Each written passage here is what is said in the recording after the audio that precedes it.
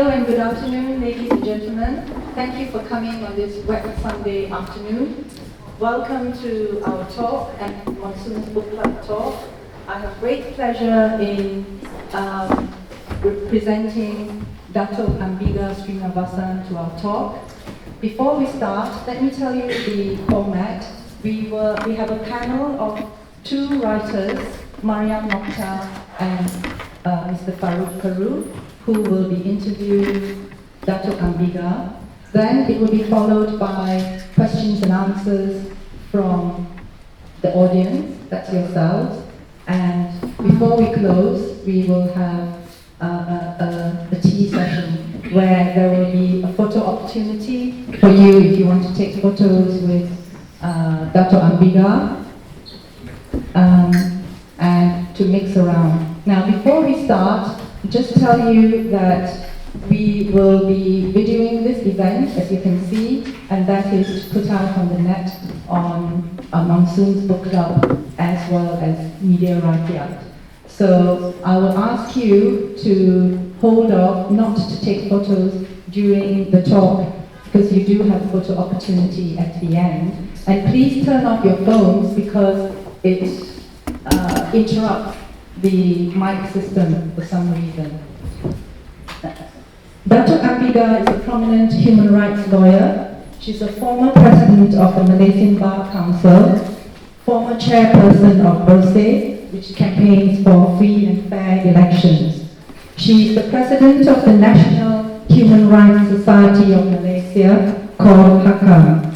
She was awarded the US International Woman of Courage Award in 2009. She is outspoken, as we all know. She's not afraid to criticize the government for failing to account to the Rakyat. And 2 days ago, she wrote in the New York Times, and I quote to you an excerpt from it: "Malaysia is a country adrift. The government is failing. The election commission is compromised. The rule of law is eroding."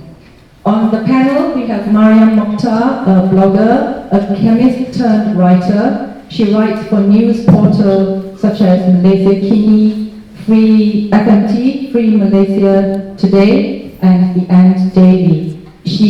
Her articles are on social, political, and women's issues, a wide range. She's very popular. A lot of people read her articles, and some of it has attracted the attention of the IGP. Oh, that's true. We also have on the panel Mr. Farouk Peru, an Islamic scholar who is pursuing his doctorate at King's College in London. He is a blogger and he is a writer who writes for Malaysia Insider. So I'll pass it to Mariam.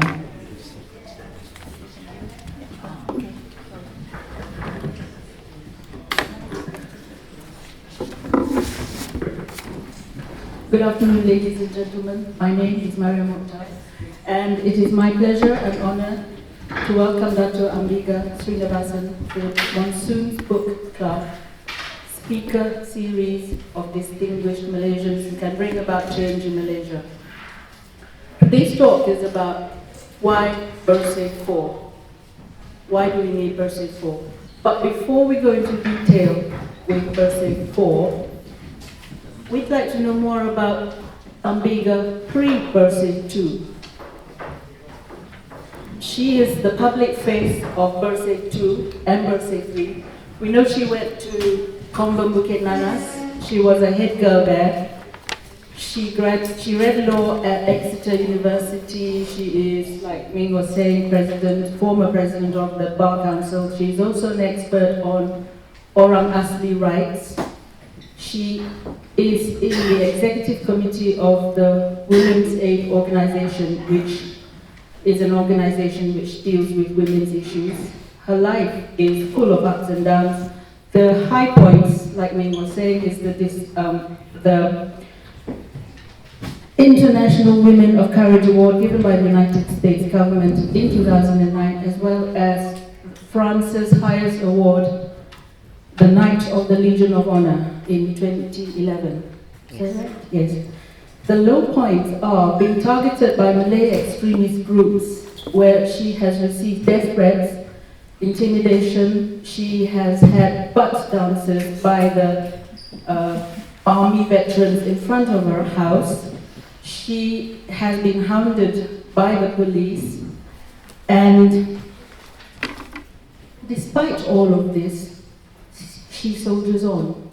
So we would like to know how or what made her decide to become an activist.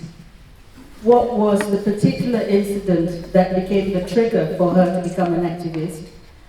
And what is it that drives her? What gives her the energy to go on? Because other people would have given up a long, long time ago. Thank you, Mariam.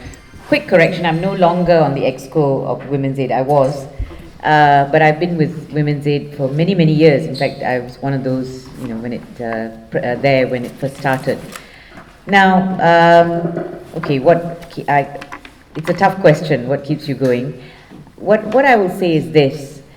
I think my training as a lawyer, and then having been part of the Malaysian bar, which is very strong on human rights. I mean, I remember those days, at the Bar Council meetings when I was growing up as a lawyer, you would hear the, Karam saying and people coming there and fearlessly speaking up for the rule of law.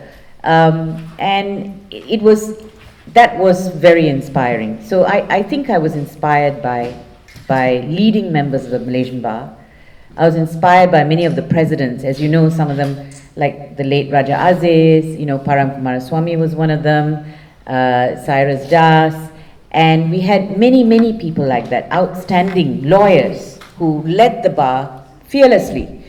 If you go back to the history of the bar, you will know that they had a walk against the then Societies Act, and they were right to walk against the Societies Act. It's one of the most oppressive pieces of legislation we have.